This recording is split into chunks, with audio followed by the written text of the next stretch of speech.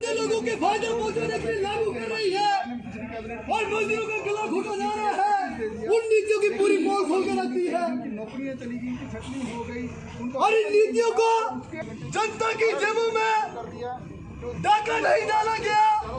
80% तनख्वाह देने का भी ऐलान किया, लेकिन में जॉब करता है, चाहे बीएसएफ में जॉब करता है, चाहे पुलिस की खाकी वर्दी में खड़ा सिपाही जो मेहनत करता है, दिन रात इस महामारी के दौरान लोगों की सेवा कर रहे थे, उनकी तनख्वाह में भी डाका डाला गया, उनकी भी तनख्वाह काटी गई।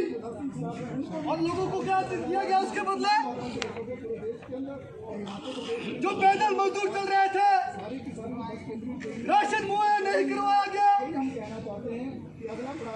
क्वारंटाइन सेंटर में आपने हालात देखे होंगे, यूपी के लखनऊ में किस तरह जानवरों की तरह इंसानों को रख दिया था। आप ज्यादा दूर जाने की कोशिश ना करें। हिमाचल प्रदेश के अंदर हुआ भारतीय जनता पार्टी के जो राजीव बिंदल का जो इस्तीफा हुआ,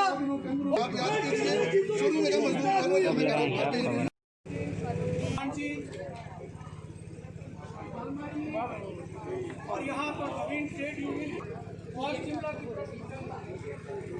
नीतियों के खिलाफ एक फैसला लिया। वास्तव में सबसे ज्यादा जो प्रभावित और पीड़ित हुए वो मजदूर हुए। सबने देखा सड़कों पर मजदूरों को चलते हुए, 900 मजदूरों की सड़क पर चलते चलते जो है मौत हो गई। अनेकों जो महिला मजदूर थी उनकी जो प्रसूति है वो भी सड़कों पर ही हुई। मजदूरों को कुछ नहीं मिला सरकार की ओर से, लेकिन पूंजीपतियों के लिए बड़े बड़े पैकेज दिए गए।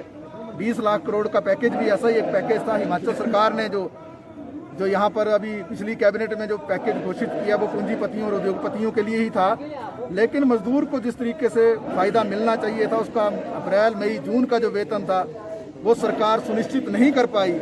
और सिर्फ ये नहीं बल्कि इस पूरे मौके को इस्तेमाल करते हुए पूंजीपतियों ने मजदूरों को नौकरियों से निकाल दिया। सरकार चुप रही। इसके साथ साथ ये भी कहना चाहते हैं कि सरकार केवल चुप नहीं रही बल्कि इसी समय में उसने मजदूरों के श्रम कानूनों पर हमला बोल दिया और जो कई कानून हैं उसको पिछले दरवाजे से बगैर संसद के अंदर, बगैर विधानसभा के अंदर उस पर चर्चा करके या तो प्रशासनिक आदेशों के माध्यम से या ऑर्डिनेंस के माध्यम से जो उसको बदल दिया।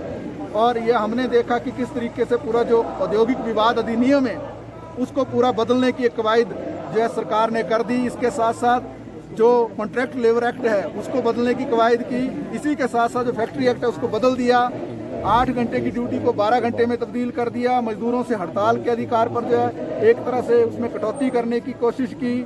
जो मजदूरों को बेनिफिट मिलते थे उस पर पूरा एक हमला बोल दिया। तो इसके खिलाफ पूरे देश में लड़ाई चल रही है कि कोरोना के समय में जो सबसे गरीब थे, जिनको मदद मिलनी चाहिए थी, उनको मदद तो मिली नहीं और इसके मदद के बजाय उनके कानूनों को ही पलट कर रख दिया और उनके कोई वेतन का जो सवाल आज भी खड़ा है। तो इसलिए आज पूरे देश के अंदर इस तरीके के प्रदर्शन हम कर रहे हैं और ये भी कहना चाहते हैं केंद्र की सरकार को कि अगला पड़ाव जो है वो 9 अगस्त को होगा, जो भारत छोड़ो आंदोलन के दिन के रूप में जाना जाता है, जिस दिन जो है हिंदुस्तान के करोड़ों करोड़ों किसान और मजदूर दोनों मिलकर जो है सड़कों पर आ जाएंगे।